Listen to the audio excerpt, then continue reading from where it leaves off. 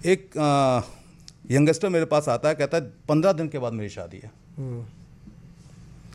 अब मुझे अपनी होने वाली वाइफ पे शक है, फ्रेंडशिप पे शक है।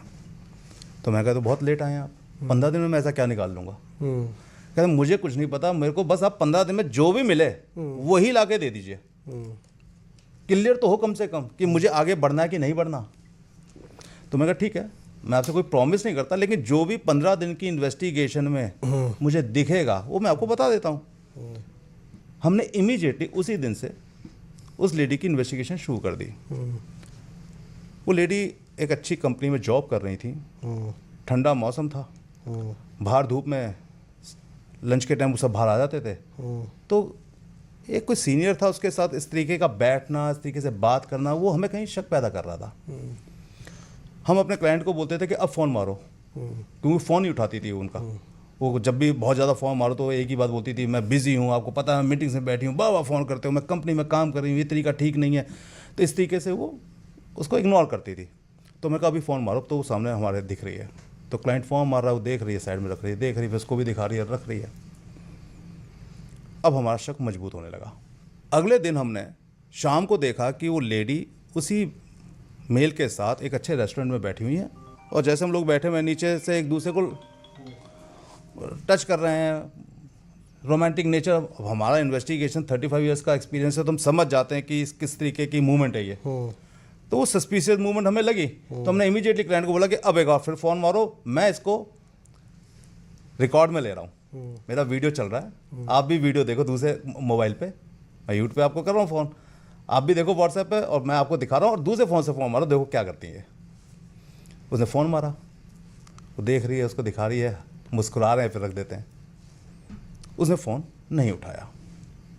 मैंने कहा आप फ़ोन मारते रहो, देखते हैं क्या होता है, मैक्सिमम क्या होगा देखते हैं। उन्हें 8-10 बार फ़ोन मारा, तो उसने झुंझला के कि मैं मीटिंग हॉल में बैठी हूँ, ये वो डांटना शुरू कर दिया। तो उसने बोला ठीक है सॉरी, ओके, मुझे कुछ बात करनी थी, कुछ खरीदना था, तो इसलिए पूछा था, कोई बात नहीं मैं रख देता हूँ। रख दिया उसने। कह सर ऐसे ऐसे बात हो रही है संजीव जी।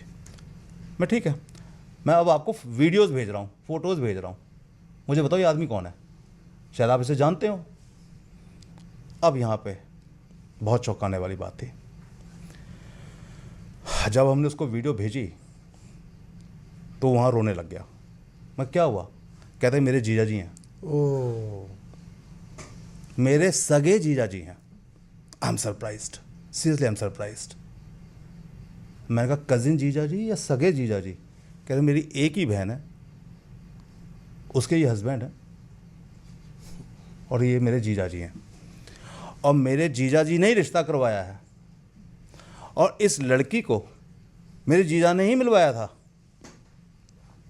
अब मैं बहुत परेशान हो गया। मैंने कहा अगर मैं ये एविडेंस दिखाता हूँ, और ये एविडेंस अगर ये अपने घर में दिखाते हैं तो शायद रिश्ता नहीं तोड़ेंगे। वो कहेंगे कि भाई जीजा तो था, इन्होंने नौकरी लगवाई थी, तो इतना तो फैमिलियर हो सकता है, इन्जॉय बैठ के खा पी सकते हैं, ऑफिस में काम करते हैं, उसके सीनियर हैं, तो उसमें कहीं इंटीमेसी, सॉलिड इंटीमेसी नज़र नहीं आ रही थी जिसके बिहाफ पे आप अपने रिश्ते को तोड़ सकें। हमने 24 आवर्स उनके ऊपर नज़र रखनी शुरू कर दी। शादी से 4 दिन पहले, शायद मेरा लक, क्योंकि मुझे ऐसा लगता है कि मैं पैशनेट प्राइवेट डिटेक्टिव हूँ, लेकिन मुझे भगवान ने इसमें मेरा साथ देते हैं। हुआ भी यही। 4 दिन बाद मेरा क्लाइंट कहता है कि वो कहीं बाहर जा रहे हैं, उनकी कंपनी का कोई फंक्शन है, तो ये दोनों ही बाहर जा रहे हैं, पूरी कंपनी के 10-20 लोग बाहर जा रहे हैं। शाम को मैंने अपने क्लाइंट को फ़ोन किया कि बॉस, अपने दोस्तों को, लड़की के पिता को, लड़की के भाई को, सबको लेके आना है। कहता है सर वो कैसे लेके आऊँ? मैं वो भी टेक्निक बता देता हूँ मैं आपको, चिंता क्यों करते हो? कहता बताइए। मैं रात को जाना कोई 1 बजे के आसपास, ससुर जी का दरवाज़ा खटकाना, कोई तो आएगा बाहर, कहना बात करनी है। तो नेचुरली अब होने वाला दामाद 3 दिन के बाद बात करना चाहता है, कोई सीरियस मैटर, ये जब आधी रात को आया था तो जरूर आएगा, और उसका भाई भी आएगा इसके चक्कर में कि भाई पिता क्या बात हो गई, तो भाई भी आएगा। दोनों को बिठाना गाड़ी में, कहना गाड़ी में बैठ के बात करते हैं। जब वो गाड़ी में बैठ जाएंगे तब कहना एक बार मोबाइल दे दो अपना। जब वो मोबाइल दे देंगे तो बस फिर वो ना होटल चल रहे हैं, वहीं बात करेंगे आपसे। फिर वो कुछ नहीं कहेंगे आपको कि कोई किडनैप नहीं हो रहे हैं, वो उन्हें पता है कि आप होने वाले दामाद हो। और वही हुआ, उन्होंने अपनी गाड़ी में बिठाया।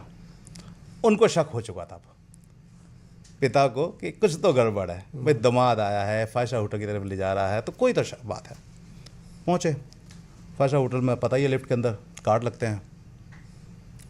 मुझे देखा, थोड़ा सा शक पकाया वो, उसे लगा कि यार ये कोई आदमी अलग सा लग रहा है, इसके साथ 4-5 आदमी है। मैंने भी अपनी टीम बुला ली थी, 8-10 लड़कों, रूम भी बुक कर लिए थे, क्योंकि सबको ऐसे आप आधी रात को इतने लोग नहीं घूम सकते थे लॉबी के अंदर।